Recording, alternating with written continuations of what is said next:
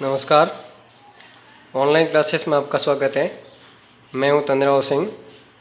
अपना जो 12th का टॉपिक चल रहा था, सेकंड चैप्टर नर तथा मादा युग्मकोद्भिद, उसके अंतर्गत अपन ने नर युग्मकोद्भिद में परागकण की जो संरचना है और जो परागकण चतुष्क के जो प्रकार है वो अपन ने कंप्लीट कर लिए थे। ठीक है, अब अपन स्टार्ट करते हैं परागकोश स्फुटन, यानी परागकोश में से परागकण जब बिखरते हैं, ठीक है, तब परागकोश का क्या होता है, स्फुटन होता है।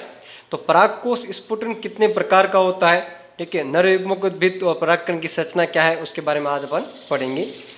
तो पहला टॉपिक लिया मैंने परागकोश स्फुटन में।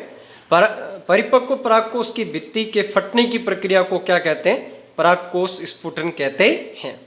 इस प्रक्रिया में अंतःस्थिशियम की ओष्ठ कोशिकाएं, स्टोमियम सेल या ओष्ठ कोशिकाएं महत्वपूर्ण भूमिका निर्वाह करती है। परागकोश का स्फुटन निम्न विधियों द्वारा होता है। तो ये वापस रिपीट कर देता हूं मैं कि परागकोश की भित्ति के फटने की प्रक्रिया को क्या कहेंगे, परागकोश स्फुटन कहेंगे। और इस प्रक्रिया में परागकोश भित्ति में अपन देखा था 4 प्रकार की भित्तियां थी, बाह्य त्वचा, अंतःस्थिशियम, मध्य परतें और टेपिटम। तो अंतःस्थिशियम इसमें एक महत्वपूर्ण रोल प्ले करती है या महत्वपूर्ण भूमिका अदा करती है। इसकी जो ओष्ठ कोशिकाएं हैं वो क्या करती है, नमी को सोखने वाली होती है, और अपने पढ़ा था वो अल्फा सेलुलोज की बनी हुई होती है। ओके, कितनी विधियों द्वारा होता है स्फुटन, 4 विधियों द्वारा। अलग अलग पादपों अलग अलग प्रकार से होता है। तो पहला है अनुप्रस्थ स्फुटन। किस प्रकार देखते हैं, इस प्रकार के स्फुटन में परागकोश की पालियां परागकोश अक्ष के अनुप्रस्थ स्फुटित होती है, यानी परागकोश का जो अक्ष है, ये जैसे ये परागकोश है, ठीक है, इसका जो अक्ष है, इस अक्ष के अनुप्रस्थ यानी इस साइड में और इस साइड में, ठीक है, क्या होता है, इसका स्फुटन होता है। तो सुनना, ये भित्ति है, ये भित्ति का बराबर बीच वाला भाग है, ठीक है, जैसे द्विपालित परागकोश है, तो इसका या ये वाला भाग फटना और ये वाला भाग फटना, इसको क्या नाम दिया, अनुप्रस्थ कह दिया। ठीक है, ओके, ये उदाहरण किस में आया, तुलसी में।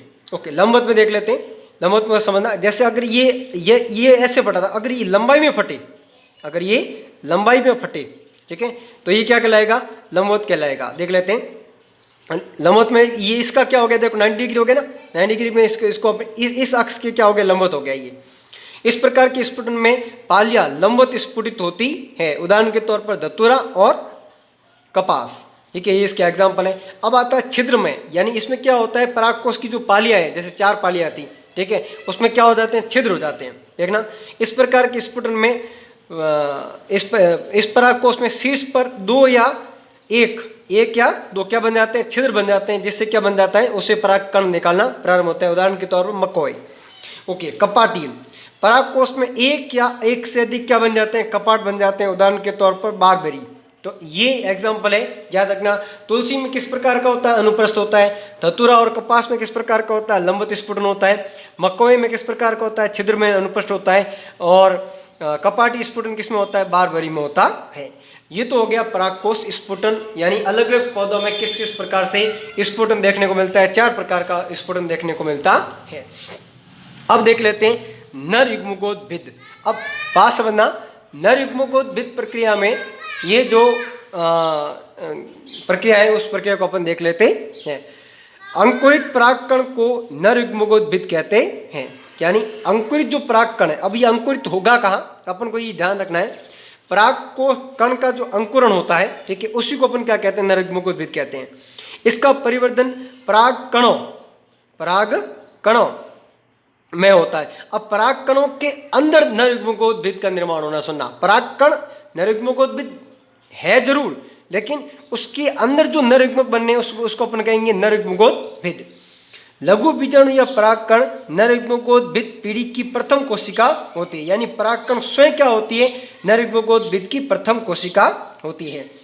लघु बीजाणु युग्मक जनन की प्रक्रिया द्वारा नर युग्मकोद्भिद का निर्माण करता है, यानी लघु बीजाणु क्या करता है, युग्मक जनन प्रक्रिया करता है। इसमें प्रथम सूत्री विभाजन, द्वितीय सूत्री विभाजन, ये अपन आगे देखेंगे, ठीक है। इस प्रक्रिया के द्वारा क्या होता है, नर युग्मकोद्भिद का निर्माण होता है।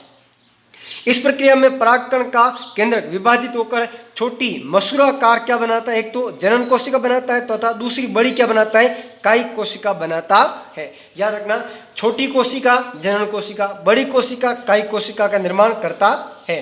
तत्पश्चात जनन कोशिका समसूत्री विभाजन द्वारा क्या बनाती है, 2 निर्गमकों का निर्माण करती है। इस प्रक्रिया को अपन चित्र के द्वारा, हालांकि अपन ये अलग ही परिवर्तन जो प्रक्रिया है उसमें देखेंगे, लेकिन इससे पहले अपन परागकण की संरचना के बारे में विवरण कर लेते हैं, यानी उसकी व्याख्या कर लेते हैं। ओके, ये देख लेना, मैंने जो टॉपिक बनाया ये परागकण की संरचना।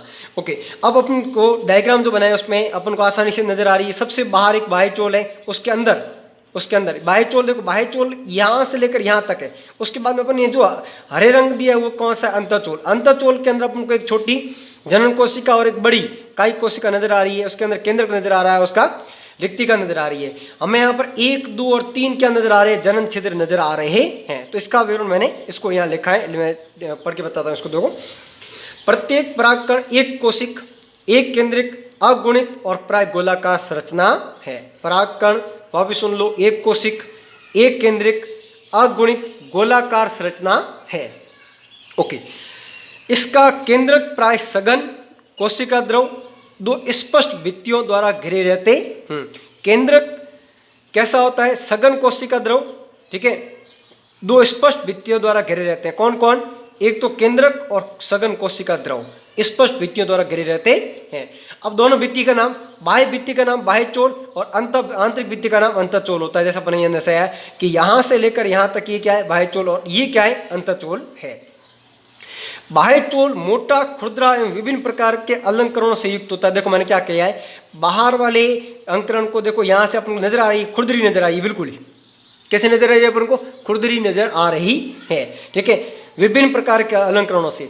ये अलंकरण जालीकावत हो सकते हैं, धारीदार हो सकते हैं, कांटेदार हो सकते हैं। ये पादप की परागकणों की प्रजाति पर डिपेंड करता है कि वो किस प्रकार की प्रजाति के परागकण है। ओके, आगे बढ़ते हैं। बाह्य चोल एक विशेष प्रकार के पदार्थ जिसका नाम है स्पोरोपोलेनिन द्वारा निर्मित होता है, जिसका भौतिक एवं जैविक अपघटन आसानी से नहीं होता। इसलिए परागकण को ये क्या बना देता है, प्रतिरोधी बनाता है। और हमें ये एग्जाम्पल नजर आते हैं, कुछ पादप जातियों के परागकण कई वर्षों तक अपघटित नहीं होते हैं। उसका कारण होता है उसकी बाह्य चोल में पाया जाने वाला स्पोरोपोलेनिन नामक एक जटिल कार्बनिक पदार्थ। वापस सुन लो, क्या नाम है इसका, स्पोरोपोलेनिन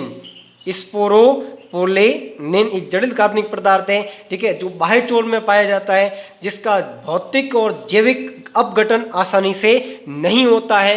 और इसी के कारण परागकोश का परागकण, ठीक है, क्या बन जाता है, प्रतिरोधी बन जाता है। ओके, बाह्य चोल पर छोटी छोटी छिद्रनुमा संरचनाएं पाई जाती, किस पर, बाह्य चोल पर। देख लो, ये छिद्रनुमा संरचना बाहर निकली, ये निकली, ये निकली, ठीक है। इन्हें क्या कहते हैं, जनन छिद्र कहते हैं। इनकी जो संख्या है, ठीक है, वो प्राय 1 से क्या हो सकती है, 3। कुछ परागकण की जातियों में 1 हो सकती है। मैंने कितने बताइए, 1, 2, 3 बताई है। यानी आवर्तबीजी पादपों में ये फिक्स नहीं है कि सभी पादपों के परागकण के अंदर जो बाह्य चोल के अंदर जनन छिद्र है वो 1 हो, कब किसी में 3 भी हो सकते हैं। ओके, इन्हीं जनन छिद्रों से परागकण क्या होता है, अंकुरित होता है, इससे पराग नलिका निकलती है। अंतःचोल पतला, कोमल, झिल्लीनुमा होता है, जो पैक्टीन और सेलुलोज द्वारा निर्मित होता है। सुनना, बाह्य चोल स्पोरोपोलेनिन का, अंतःचोल पैक्टीन और सेलुलोज द्वारा निर्मित होता है। अनेक कीट पारंगित पुष्पों के परागकण की सतह पर एक तेलीय परत पाई जाती है, जिसे कहते हैं पोलन किट। क्या कहते हैं, पोलन किट। ऐसा क्यों होता है, क्योंकि देखो परागकण को वर्तिकाग्र तक पहुंचने के लिए अपनी कुछ संरचनाओं को विशेष बनाना पड़ता है। उनको गंधीय होना पड़ता है, उनको तेलीय होना पड़ता है, उनको आकर्षक होना पड़ता है, उनको रंगीन होना पड़ता है, ठीक है। साथ ही साथ इस तेलीय पदार्थ के कारण ये चिपचिपे हो जाते हैं, और चिपचिपे होने के कारण कीटों द्वारा आसानी से चिपका लिए जाते हैं। और ताकि इनका क्या हो सके, परागण। क्या, परागण। तुम अच्छी तरीके से जानते हो परागण क्या होता है। नर युग्मक परागकण का इस तरीके से के वर्तिकाग्र तक पहुंचने की प्रक्रिया को क्या कहते हैं, परागण कहते हैं। ओके, परागकणों का विशेष रंग चिपचिपा अपन विशिष्ट गंध इसी परत यानी पोलन किट के कारण ही होती है। ये तो हो गया परागकण की संरचना। ओके, अब अपन इसके लेंगे नर युग्मकोद्भिद का परिवर्तन। तो ये एक प्रक्रिया जो चलेगी वो अपन नेक्स्ट वीडियो में बनाएंगे। आज के लिए इतना टॉपिक ही काफी है। हमने ले लिया परागकोश स्फुटन, नर युग्मकोद्भिद और परागकण की संरचना। Thank you.